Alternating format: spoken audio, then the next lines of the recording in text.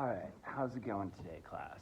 Today we're going to talk about painting and mixing and a lot of different little bits of, for the text is image project, but also for everything that's coming down the road.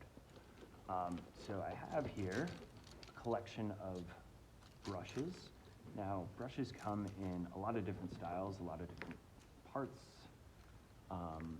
and there's a lot of different brushes. Let me grab what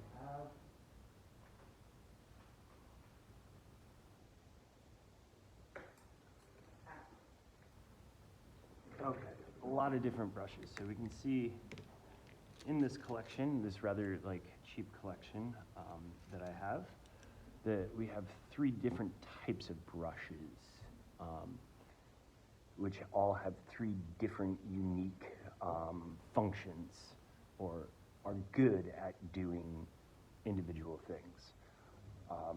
So let's go over really quickly a brush. These are obviously, back here is the handle. This is a short handle brush. It was just cheaper than the long handle brush. Then you have the finial, which is the metal section, which holds the brush part to the hair, and that has a crimp in it usually, which holds the metal to the wooden tip handle or the plastic handle, depending on the flavor of brush that you have. The heel is all the way back. It's the beginning of the fibers, and it's all the way back. It's the closest to the crimp. You really should never get paint all the way up in the heel. If you do, then you're getting a bit, can you see that? Yeah, it's the reflections bouncing off. And then you're getting a bit too much paint. You have the body of the brush, which is kind of the midsection, and then you get into, or not the body, the belly of the brush, right? It's kind of where the intermediate section of the brush. So this is kind of the belly. Then you can get into the toe of the brush, which is generally the tip of the brush. And that's really where the magic happens, the action, the loading and painting action happens. And so let's go over, so here I have a round brush, and this is really good for lines. If you're into kind of dragging your lines, it's good for points. It's good for really tiny details, and you can get a variety of sizes in these. Let's take some looks at some sizes. And you can also get a variety of how long that belly is, that midsection. Then we have some flats. Various flats, really good for covering ground really quickly. We can just kind of brush in some ground. And they're also kind of good for line if you're doing a section, if you don't want just a line, if you're filling in a shape and you're trying to edge right up to the line, they're pretty good for that if you run them kind of a long way. And then finally we have a fan brush, which is kind of good for some shading action, for dry brushing. They're really good for dry brushing, although I'll let painting really discuss that more in depth. There's various different types of flats. If we were to trim, I'm not going to trim a angle, then it would be an angle or a dagger, which is actually my preferred type of brush, just for me. But that really kind of, there's a number of different types there. You can also define a number of different types of brush by their fibers.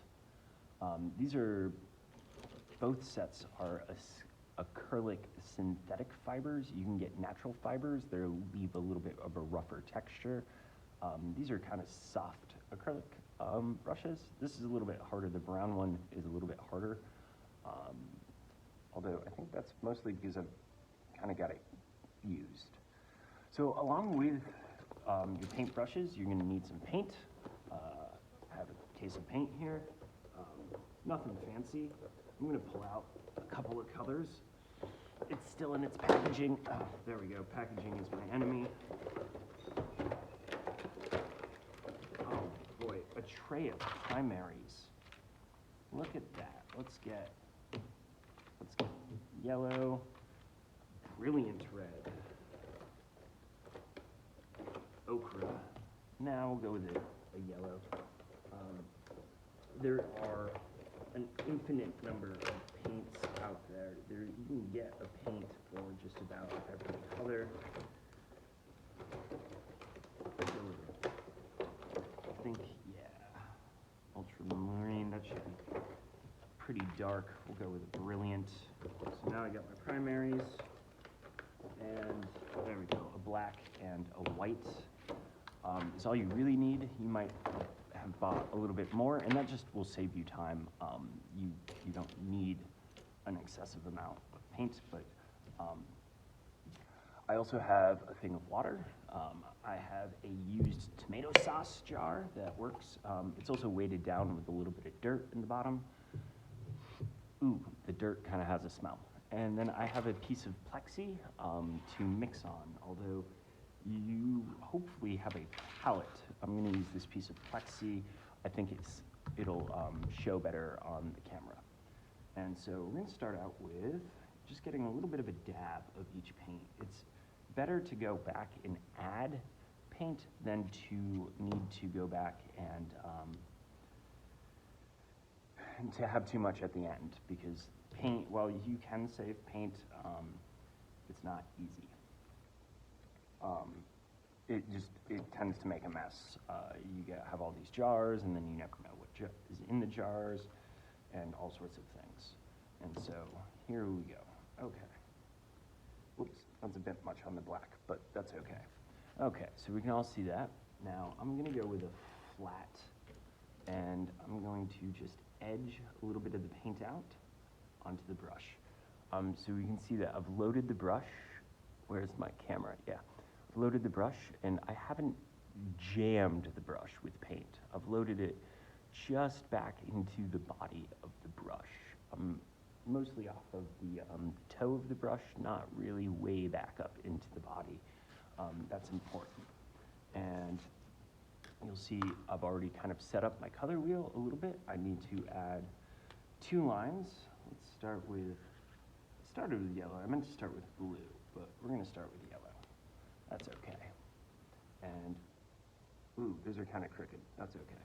I'm just gonna edge out the hue right onto the color. Now you're gonna use pencil. I'm using Sharpie so it shows up. You're gonna use pencil. And we want nice full coverages, and don't rush. And the Bristol accepts the paper, the paint pretty well. And now we have a square yellow. Now, below that square of yellow, I'm gonna want to mix a little bit, so I'm gonna tab off a little bit of just a regular load of the yellow. I'm just gonna draw it over here to a space, and I'm gonna snag some white. You can clean your brush in between loading. And again, this is easier to do with small increments. This is a pretty good tint of yellow. This might need a little bit extra. I'm gonna clean my brush. I'm just gonna put it in, and I'm gonna give it a little flicking on the side, shake it up a little bit. The edge of whatever container you're using is pretty handy. You can have a spare rag on hand. That comes in real handy too for drying a brush out. Just getting the water out. Where is that rag? I just had it. I just had it. I don't know where it went. Here it is. Okay. Just fold it over and kind of fold over on the brush and kind of run with the bristles. And it's a little stained, but that's not so bad. You can kind of strike it off if you have something to strike off on. I'm gonna add a little bit more yellow to this mix. Just kind of bring it a little bit up from that white, just so that we get a better shade. There we go. Okay, and you're gonna fill that right in. Get a nice section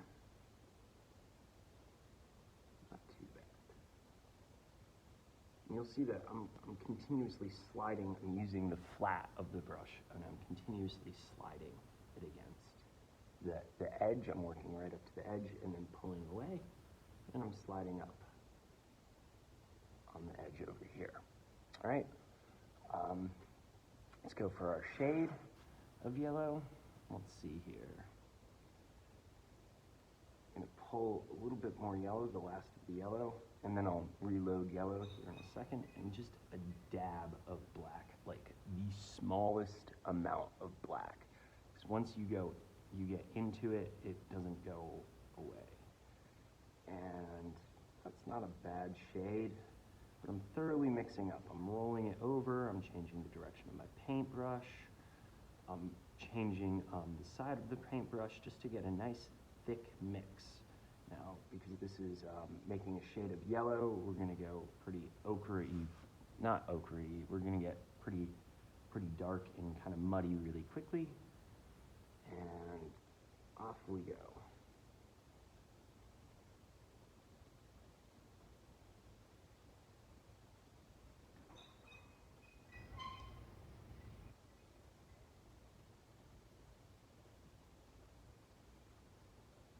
Tip right up to it. Yep. And get rid of that Sharpie line. Here I can, because the ochre, the shade is a little bit darker. So I'm just gonna tip right along, and off we go. Let's put that back, and I'm gonna clean the brush off. I'll move it over here. I'm gonna just clean our brush.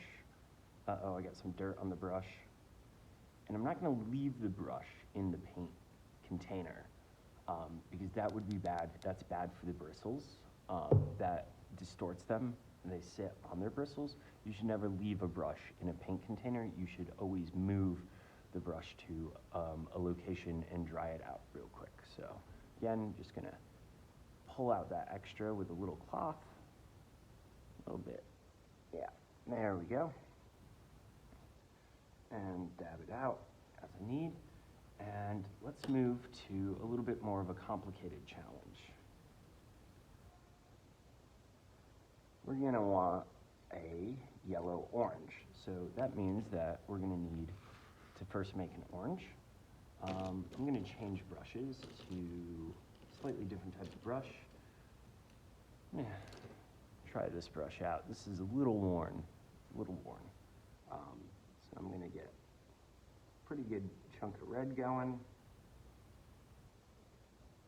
I'm gonna try to mix enough orange that I don't have to change the orange again. So I'm actually gonna take all the red, and I should have started with the yellow because it's the lighter color, but because I moved all the red, I'm just gonna move the yellow over here, and we're gonna whisk the red around, and decided that I don't like this brush.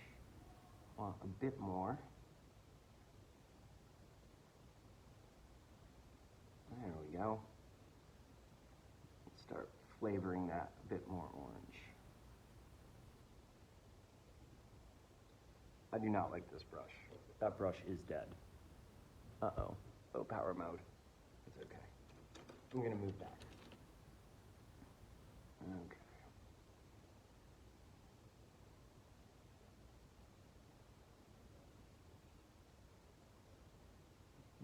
That's not a bad orange. I think it could be a little bit more flavorful. Just kind of moving it around. It's kind of easier when you have dollops, the little dishes with the dollops. Where's that shadow coming from? I'm in a shadow. There we go. Now we can see what we're doing. I'm not a bad orange though. That's not a bad orange. Actually, I'm gonna run with the orange for a second, and I'll get another set of slices going. And this is going to be our hue.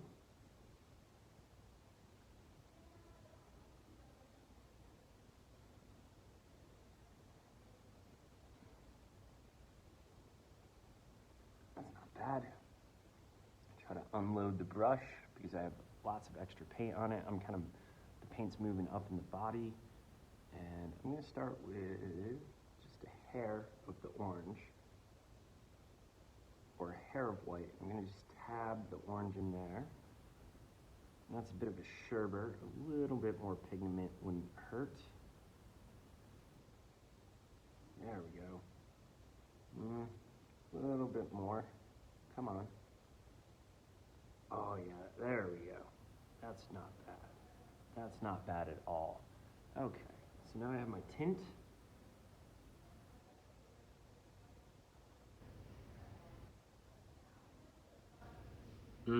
That reminds me of sherbet ice cream.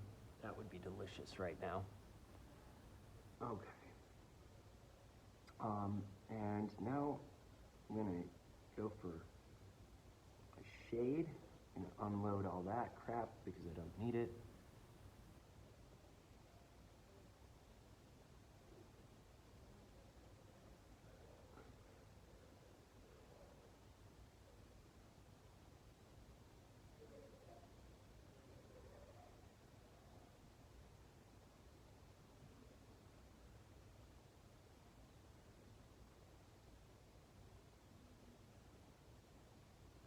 And this is a really good example of I overloaded by starting with black, and now my shade is actually black.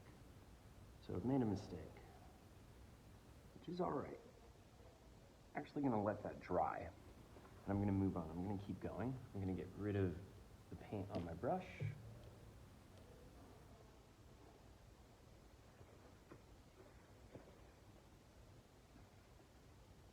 Don't need paint on my brush. And I'm gonna go, let's see how much orange we have. We need to mix a little bit more orange. Let's get all of that.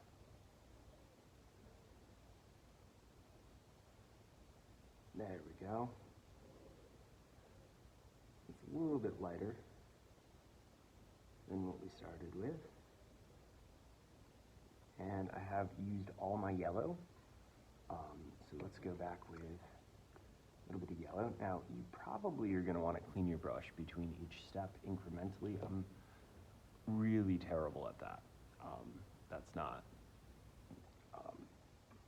I'm a forgetful painter in that nature, but I'm going to try to unload this orange that I have. And then I'm going to move to taking some yellow, just a little bit of yellow. I'm going to start with actually a little bit more yellow than I think, and then I'm going to scoop up some of this orange to really kind of try to make that yellow orange. You see? Yeah, you can see what I'm doing. This is also one of the advantages of having one of those palettes with all the little holes, is you don't get so mixy-matchy in your palettiness. Okay. That's a pretty yellow orange. These are going to connect between the lines. Just going to make those slices.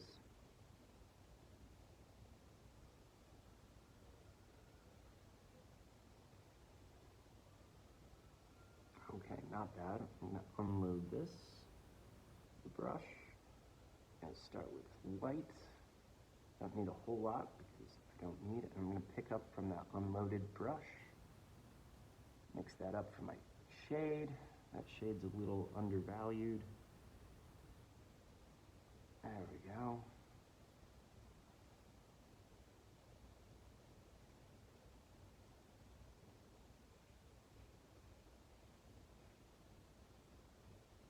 Really kind of lock that in. Very nice. Yeah, that's not so bad. And let's go for the tint now. Where's my original color? I can really kind of move that over here and just pick up a dollop of black.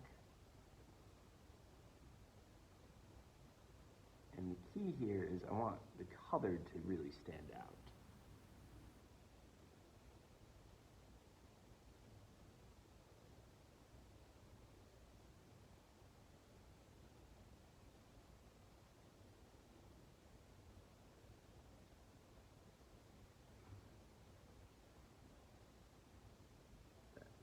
In there.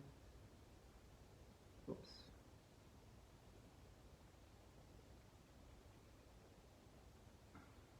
Okay.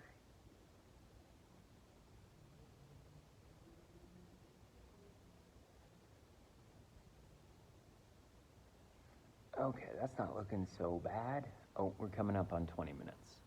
I'm gonna let this one go, and if you have any other questions, reach out about painting, reach out to me.